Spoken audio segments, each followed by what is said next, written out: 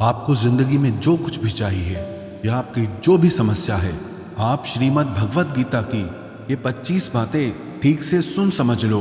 आपकी हर इच्छा पूरी होगी, हर मुश्किल आसान होगी और आपका हर दुख दूर होगा। गीता का ये ज्ञान अमृत से भरा है जो इंसान के मरे हुए मन और जीवन में एक नई जान डाल देता है। मैं गारंटी के साथ ये बात कह सकता हूँ कि जो कोई भी इन 25 बातों को ध्यान से पूरा वीडियो के अंत तक सुनेगा, उसे अपनी हर समस्या का हल मिल जाएगा, उसे वो सब कुछ मिल जाएगा जो वो पाना चाहता है।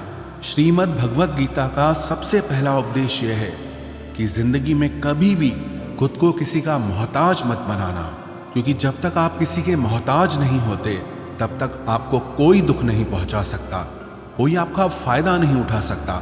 जिस इंसान के आप मोहताज हो जाओगे वो आपको एक्सप्लॉइट करना शुरू कर देता है।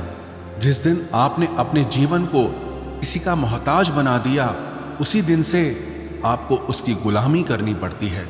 औरों की तो छोड़ो, जो लोग अपने नौकरों के, काम वाली बाइयों के मोहताज हो जाते हैं तो उनका सब कुछ सहना शुरू कर देते हैं, क्योंकि उन्हें पता होता है कि आपका काम उनके बिना चल ही नहीं पाएगा और आप खुद से खुद का काम कर नहीं पाएंगे और दूसरा कोई आपको मिल नहीं रहा तो उनका आपको परेशान करना शुरू हो जाता है। लेकिन जब उन्हें यह समझ आता है कि आप अपना काम खुद कर सकते हैं, आपको दूसरे 1000 ऑप्शन मिल सकते हैं, तो वो चुपचाप अपना काम करेंगे।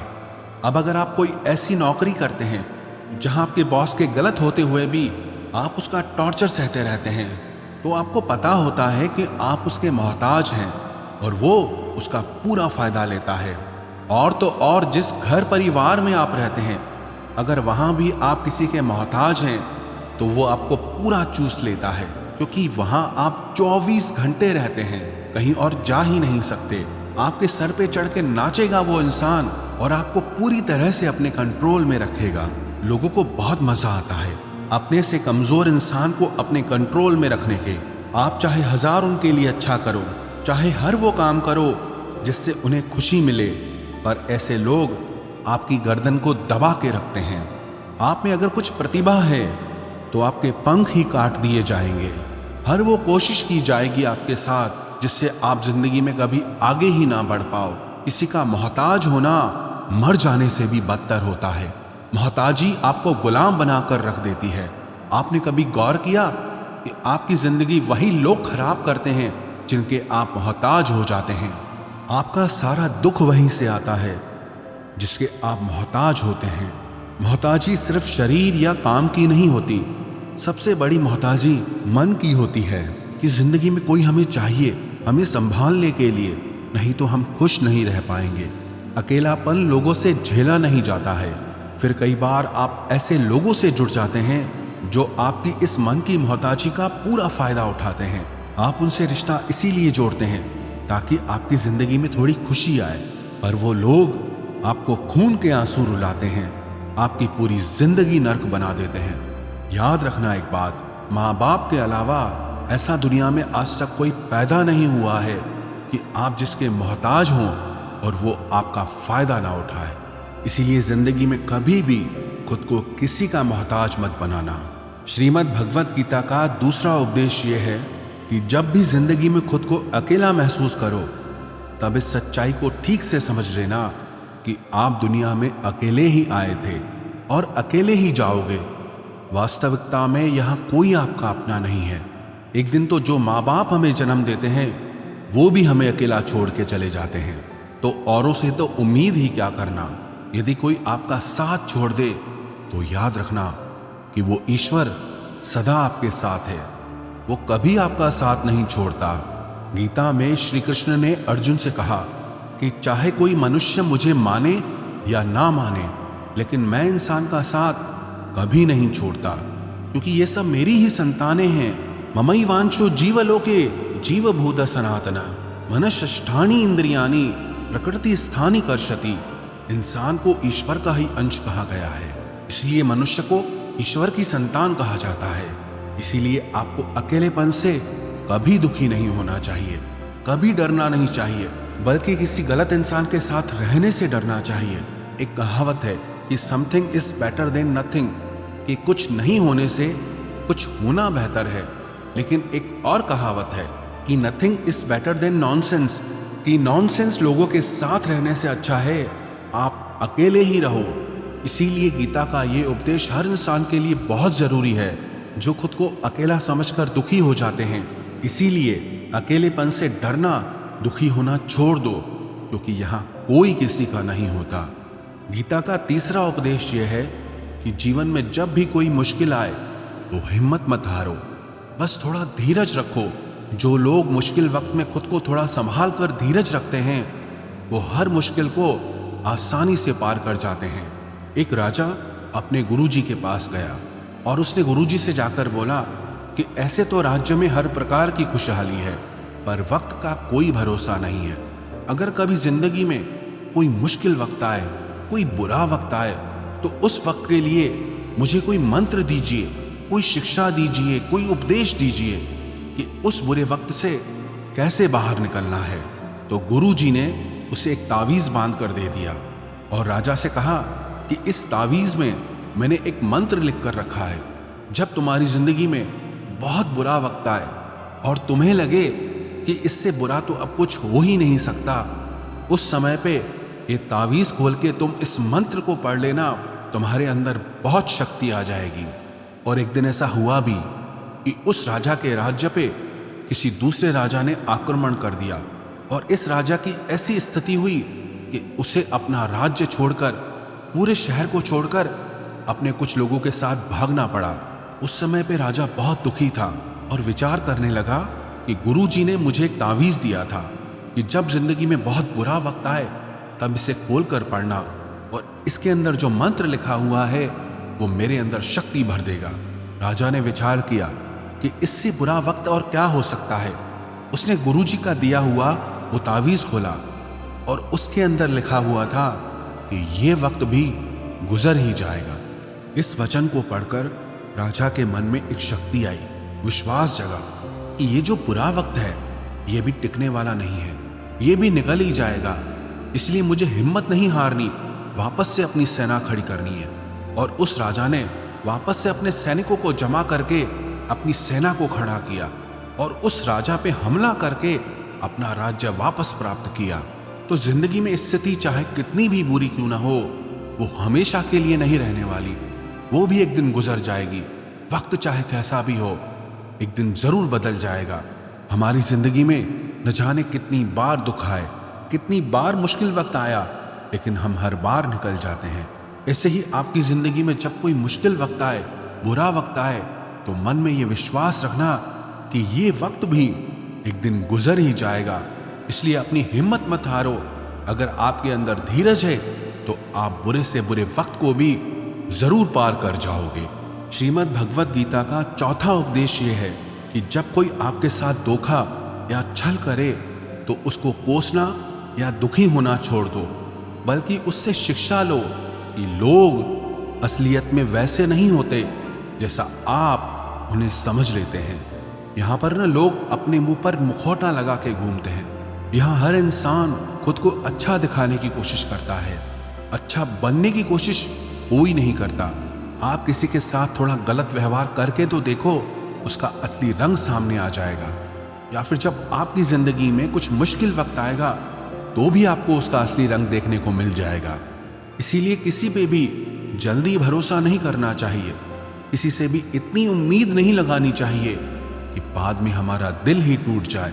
क्योंकि दुनिया के ये लोग ना कभी किसी के हुए हैं और ना कभी किसी के होंगे। अपना दिल उस ईश्वर को समर्पित कर दो, फिर देखना आपका दिल कोई नहीं दुखा पाएगा। श्री कृष्ण ने अर्जुन से गीता के 12वें अध्याय भक्ति योग में कहा है, मय्येव मन आधस्तव मयि बुद्धिम निवेशय, कि हे अर्जुन, तू अपना मन, अपनी बुद्धि, अपना दिल मुझ में लगा दे, फिर देखना तेरा दिल कोई नहीं दुखा पाएगा, कोई तेरा दिल नहीं तोड़ पाएगा। याद रखना, इस दुनिया में आप जिससे भी सबसे ज्यादा दिल लगाओगे, सबसे ज्यादा दुख भी आपको वही इंसान देगा। क्योंकि इस दुनिया में ना दिल की कोई कदर नहीं है, भावनाओं की कोई कदर नहीं है। यहाँ कदर होती है मतलब की, फायदे की, कि आपसे किसी का क्या फायदा हो सकता है। जब तक आपसे लोगों का मतलब है तब तक सब लोग आपसे अच्छा चलते हैं। जैसे ही उनका मतलब खत्म हो जाता है वैसे ही उनका बात करने का तरीका भी बदल जाता है। इसीलिए जब आप किसी से नया नया मिलते हैं तो उस पर यकीन मत करिए। वो सिर्फ एक मुखौटा है आपको दिखाने के लिए, आपको फंसाने के लिए। अब ये आप पर निर्भर करता है कि आप उसमें फंसते हैं या अपनी समझ से काम लेते हैं। गीता की 5वीं शिक्षा यह है कि आप अपने गुजरे हुए वक्त को भूल जाओ, क्योंकि अगर आप गुजरे हुए वक्त के दुख में जीते रहोगे, उसके पश्चाताप में जीते रहोगे, तो आज में आप कभी खुश नहीं रह पाओगे। समझदार लोग जो समय चला गया है उसका दुख कभी नहीं करते। आपका बीता हुआ कल कैसा भी क्यों ना हो, पर उसका प्रभाव आपके आज पर नहीं पड़ना चाहिए। जो भी आपके साथ हुआ उससे सबक लो, शिक्षा लो कि अब ये जिंदगी में आगे नहीं होने देंगे हम, और जीवन में आप आगे बढ़ जाओ। कई बार ना लोग रोते रहते हैं कि उस इंसान ने मेरे साथ इतना गलत किया, इसीलिए आज जिंदगी में मैं इतना दुखी हूं। लोग कोसते रहते हैं दूसरों को कि उसकी वजह से मेरी जिंदगी में दुख है, उसकी वजह से मेरी जिंदगी खराब हो गई है। लेकिन जब तक आप उसे कोसते रहेंगे आप जिंदगी में कभी खुश नहीं रह पाएंगे, कभी आगे नहीं बढ़ पाएंगे। जो हुआ, जो लोगों ने आपके साथ किया, उसे आप बदल नहीं सकते, लेकिन आपका आज आप जरूर बदल सकते हो। कल के दुख से छूटना चाहते हो तो कल में नहीं, आज में जीना शुरू करो। आपको ऐसा एक भी इंसान नहीं मिलेगा जो अपने कल में जीता हो और प्रसन्न रहता हो। आपको सिर्फ वही इंसान खुश रहेगा जो अपने आज में जीता है। कल में जीने वाला इंसान किसी न किसी पीड़ा से जुड़ा होता है, किसी न किसी दुख, किसी न किसी पश्चाताप से जुड़ा होता है। कल में जीना आपकी जिंदगी की सारी खुशियां छीन लेगा। तो जितना हो सके अपने पास्ट को भूल जाइए और अपने प्रेजेंट में जीना शुरू कीजिए। श्रीमद् भगवद गीता का 6वां उपदेश यह है कि प्रेम उसी से करो जो आपके प्रेम के लायक हो। जिसे आपके प्रेम की कदर नहीं, उससे जितना दूर रहो उतना अच्छा होता है। आजकल लोग कहते हैं कि सबसे ज्यादा पीड़ा प्रेम देता है। लोगों ने प्रेम जैसी पवित्र चीज को गंदा कर दिया है, जहर बना दिया है। सबसे ज्यादा लोग एक दूसरे को प्रेम और भरोसे के नाम पर ही लूटते हैं। अगर आपका किसी से प्रेम नहीं है तो वो आपकी भावनाओं को चोट पहुंचा ही नहीं सकता। संबंध चाहे जो भी हो, हद से ज्यादा किसी से प्रेम करोगे और अगर वो उसके लायक नहीं तो सिवाय दुख के और कुछ नहीं मिलेगा। वास्तविकता में प्रेम पीड़ा नहीं देता, बल्कि ऐसे इंसान से प्रेम करना पीड़ा देता है जिसे आपके प्रेम की कदर नहीं है। तो प्रेम सिर्फ उसी इंसान से करो जिसे आपके प्रेम की कदर नहीं है। जहां आपको ये एहसास हो जाए कि आपके प्रेम की, आपके भावनाओं की किसी को कदर तक नहीं है, वहां से आप कृपया करके खुद को दूर ही रखें। गीता का 7वां उपदेश यह है कि हमारे रिश्तेदार ही हमसे सबसे ज्यादा जलते हैं। हमारी सफलता से सबसे ज्यादा दिक्कत हमारे रिश्तेदारों को ही होती है। बाहर वालों को कोई फर्क नहीं पड़ता कि आपकी जिंदगी में क्या हो रहा है, पर जो आपके रिश्तेदार होते हैं उनकी ना पूरी नजर रहती है आपकी जिंदगी पर। बाहर से तो वो यही कहेंगे कि आगे बढ़ो, सफल हो जाओ, खुश रहो जिंदगी में, पर जब उन्हें आप अपनी सफलता के बारे में बताएंगे, अपनी किसी कामयाबी की खबर उनको सुनाएंगे, तो उसे सुनकर उन्हें बिल्कुल भी खुशी नहीं होती। कई बार सारी दुनिया आपको पसंद करती है, आपके काम की तारीफ करती है, लेकिन आपकी कदर आपके घर में ही नहीं होती। महाभारत का युद्ध बाहर के लोगों में नहीं हुआ था, ये भाइयों के आपस की लड़ाई थी। पांडवों के हर सुख से दुर्योधन जलता था। जब भी पांडव किसी काम में सफल होते थे उससे बिल्कुल भी बर्दाश्त नहीं होता था। दुर्योधन हर कोशिश करता था पांडवों को नीचा गिराने का, जितना हो सके उन्हें दुखी करने का। और वही भाइयों की आपसी जलन महाभारत के युद्ध की वजह से हुई, जिसमें न जाने कितने अनगिनत लोग मारे गए। बाहर वाले को क्या फर्क पड़ता है कि आप कैसे जिंदगी जीते हैं, लेकिन ये जो रिश्तेदार होते हैं, ये जो करीबी लोग होते हैं, मजाल जो इन्हें आपकी खुशी बर्दाश्त हो जाए। सबसे खतरनाक होते हैं ये लोग, क्योंकि ये बाहर से बहुत मीठा चलते हैं, आपको अच्छे अच्छे शब्द कहते हैं, लेकिन आपके पीठ पीछे ये आपसे जरा भी खुश नहीं होते। तो इसीलिए किसी को भी अपना समझने से पहले आप ये जरूर चेक कर लें कि वो सच में आपका अपना है या सिर्फ अपनेपन का दिखावा हो रहा है।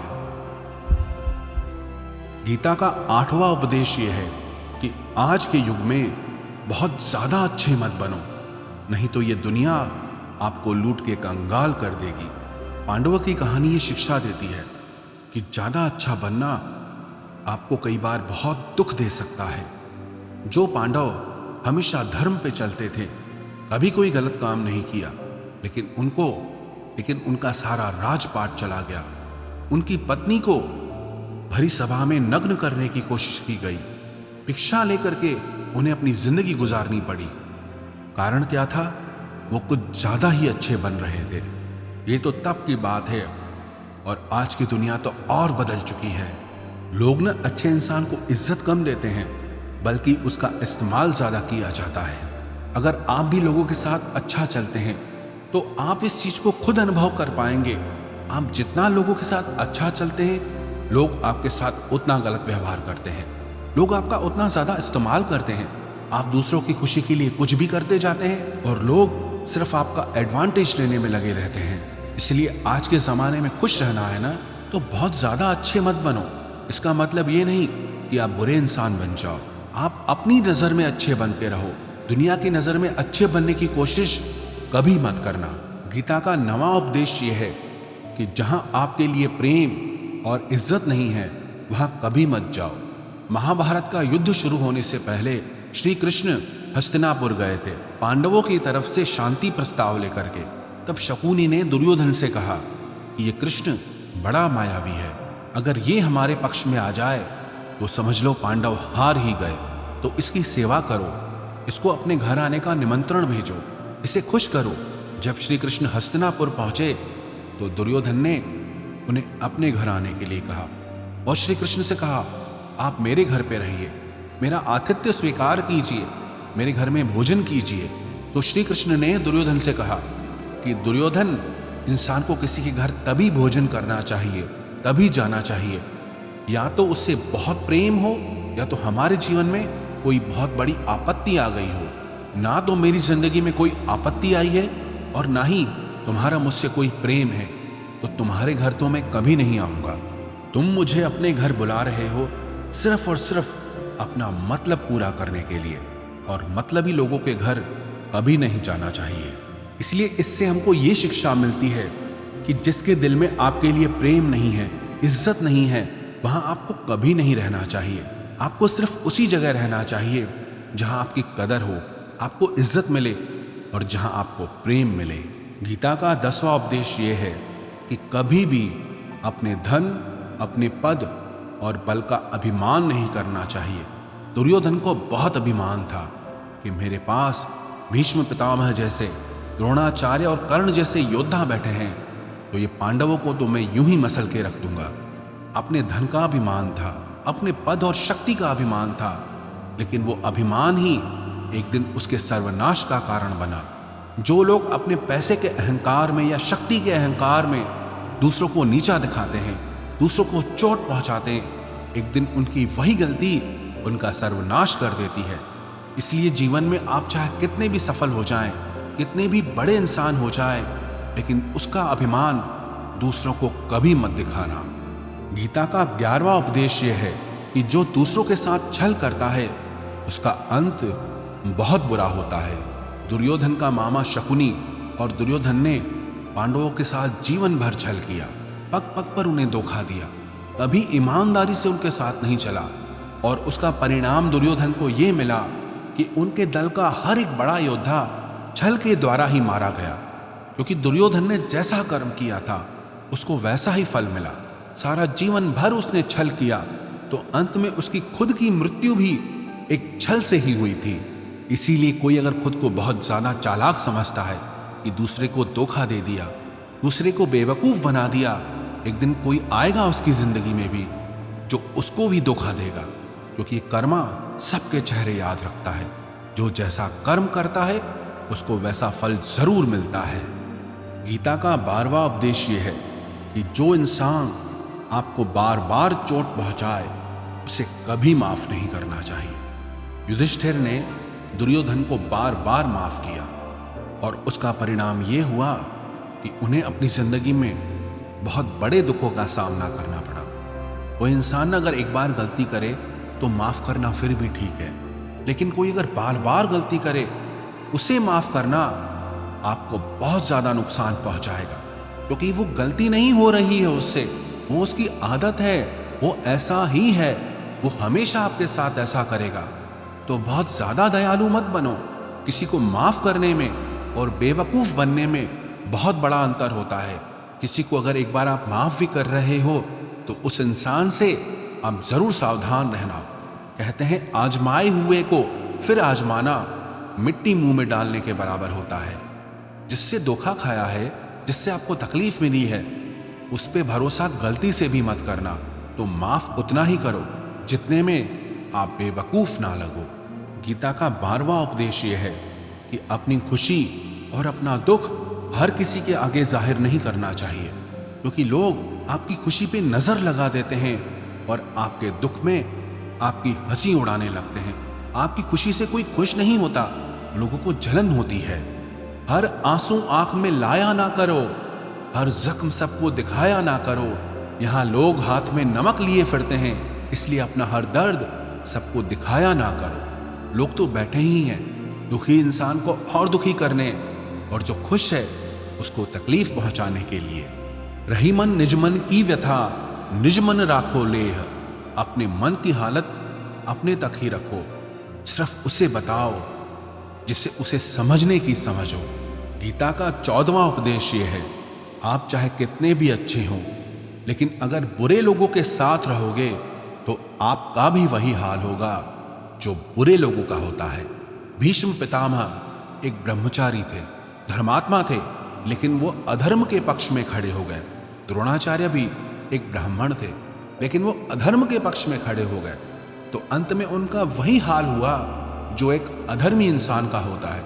उनको मृत्यु के समय भयानक पीड़ा का सामना करना पड़ा।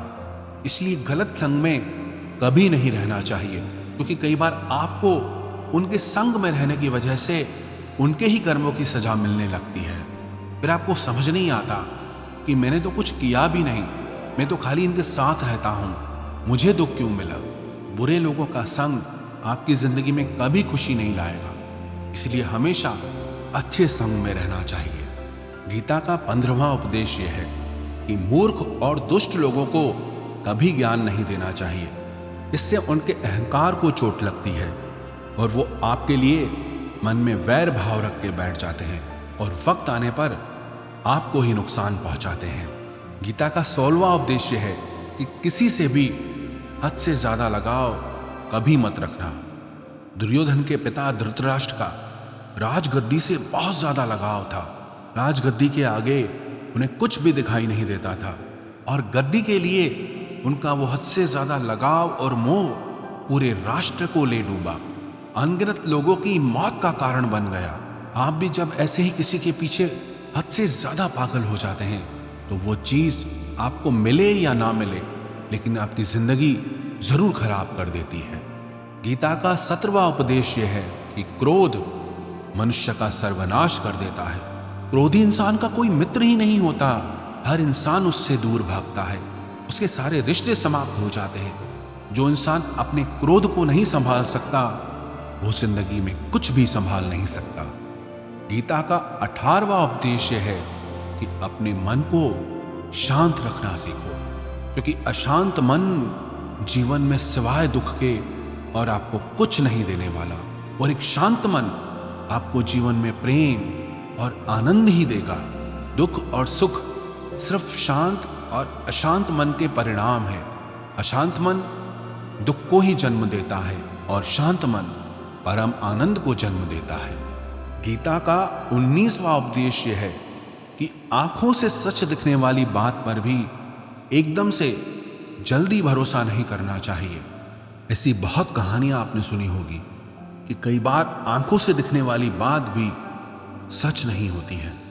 इसीलिए भरोसा करने में कभी भी जल्दबाजी मत करना। गीता का 20वां उपदेश यह है कि लोगों में अपना सहारा ढूंढना छोड़ दो। सबसे बड़ी आपके मन की यही कमजोरी होती है कि आप दूसरों में सहारा ढूंढते हैं, और यही चीज आपको कमजोर बनाती है। यही चीज आपका खुद पे विश्वास खत्म कर देती है। जो लोग सोचते हैं ना कि ये तो मेरा सहारा है, ये तो मुश्किल वक्त में मुझे काम आएगा, वही लोग मुश्किल वक्त में सबसे ज्यादा दुखी और अकेले पड़ जाते हैं।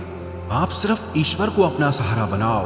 देखना, जब भी कोई मुश्किल आएगी ना, वो किसी न किसी को आपकी मदद के लिए भेज ही देंगे। दुनिया को सहारा मत बनाओ, क्योंकि वो खुद अपने लिए सहारा ढूंढ रहे हैं। वो आपका सहारा कैसे बनेंगे?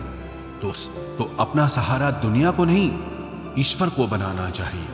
गीता का 21वां उपदेश यह है कि बहुत ज्यादा मीठे बोलने वालों से और ज्यादा तारीफ करने वालों से सावधान रहना चाहिए, क्योंकि लोग मीठा सिर्फ तभी बोलते हैं जब उनको आपसे अपना मतलब निकालना होता है। आपकी तारीफ भी सिर्फ तभी की जाती है जब उन्हें आपसे अपना काम निकालना होता है। याद रखना कि तारीफ आपको जिंदगी में कभी भी फ्री में नहीं मिलने वाली। अगर कोई आपकी तारीफ कर रहा है तो कुछ ना कुछ उसके लिए आपको चुकाना ही पड़ेगा। इसलिए जो बहुत ज्यादा मीठा बोलते हैं या जो आपकी तारीफ करते हैं, उनसे जरा सावधान रहना चाहिए। गीता का 22वां उपदेश यह है, जो आपके मुंह पे अपनापन दिखाए, आपकी पीठ पीछे आपको नुकसान पहुंचाए, ऐसे लोगों से दूर ही रहना। चाणक्य ने कहा है कि ऐसे लोग उस घड़े की तरह होते हैं जिसके मुंह पे तो अमृत लगा है, लेकिन जिसके भीतर जहर भरा हुआ हो। आप जिसे अमृत समझकर पी जाते हैं, वास्तविकता में वो जहर ही होता है। विष कुंभम पयोमुखम। तो ऐसे लोगों को जहर की तरह छोड़ देना चाहिए, जो अपनेपन का दिखावा करे और पीछे से हमेशा आपको नुकसान पहुंचाए। गीता का 23वां उपदेश यह है कि जिस रिश्ते में मर्यादाएं टूट जाती है, वहां सिर्फ सर्वनाश ही होता है। कोई आपसे बड़ा है या छोटा है, अगर वो रिश्तों में अपनी मर्यादाओं को तोड़ देगा तो वह रिश्ता कभी नहीं टिक सकता। रिश्ता सिर्फ तभी चलता है जब दो लोग एक दूसरे की इज्जत करते हैं, रिस्पेक्ट करते हैं और कभी अपनी लिमिट क्रॉस नहीं करते हैं। जिस रिश्ते में कोई लिमिट नहीं है, एक दूसरे के लिए इज्जत नहीं है, वो रिश्ता आज नहीं तो कल खत्म ही हो जाता है। गीता का 24वां उपदेश यह है कि जीवन में कई बार नया शुरू करने के लिए पुराने को पूरी तरह से मिटाना पड़ता है। श्री कृष्ण से कुंती ने पूछा था कि हे कृष्ण, क्यों तुमने इतना बड़ा महायुद्ध करवा दिया? तो श्री कृष्ण ने बोला कि अधर्म बहुत बढ़ गया था, और इस अधर्म का पूरी तरह से नाश करने के लिए, एक नए युग को लाने के लिए पुराने का सर्वनाश करना बहुत जरूरी होता है। जब कोई बिल्डिंग पूरी तरह से भंगार हो जाती है, बहुत पुरानी हो जाती है, तो उसे पूरी तरह से तोड़कर फिर से नवनिर्माण होता है। ऐसे ही आपके जीवन में भी आपको कुछ नया करना है तो पुराने को पूरी तरह से मिटाना होगा। गीता का 25वां उपदेश यह है कि इंसान ही आजकल इंसान का दुश्मन हो गया है। चाहे आप बिजनेस में देख लो, चाहे आप रिश्तों में देख लो, किसी भी फील्ड में आप देख लो, इंसान ही इंसान को नुकसान पहुंचा रहा है। इतना कंपटीशन बढ़ गया है, इतनी चोरियां बढ़ गई है, इतना क्राइम बढ़ गया है। शास्त्रों में जो कलयुग के लक्षण लिखे गए हैं ना, कि एक दिन इंसान ही इंसान को खाएगा, वो समय तो आ गया है। इंसान ही तो इंसान को खा रहा है, एक दूसरे का बिजनेस खा रहा है, एक दूसरे की नौकरियां खा रहा है, एक दूसरे की जिंदगी की खुशियां खा रहा है। इंसान जो दुखी है उसे और दुखी करो, जो खुश है उसे परेशान करो। यही तो हो गया है आजकल। कहने को तो सब इंसान है, लेकिन इंसानियत कहीं दिखती ही नहीं है। एक सेठ के घर से एक भिखारी निकल रहा था। उसने उस सेठ से कहा कि मुझे एक गिलास पानी पिला दीजिए, बहुत प्यास लगी है, बहुत दूर से पैदल चल के आया हूँ, मेरे प्राण निकल रहे हैं। तो वो सेठ बोला कि अभी आदमी नहीं है, आदमी आ जाए आपको पानी दे दिया जाएगा। थोड़ी देर बाद उस भिखारी ने सेठ से कहा, आप कृपया करके मुझे एक गिलास पानी पिला दीजिए, मैं चला जाऊंगा। मेरे प्राण निकल रहे हैं और आसपास में किसी का घर भी नहीं दिख रहा। तो उस सेठ ने कहा, मैंने कहा ना कि आदमी आने वाला है, वो आ जाए तो आपको पानी मिल जाएगा। फिर वो भिखारी उस सेठ से कहने लगा कि तुम खुद ही आदमी क्यों नहीं बन जाते, थोड़ी देर के लिए तुम ही आदमी बन जाओ। आजकल यही हो गया है, यहाँ कोई आदमी बनने को तैयार ही नहीं है।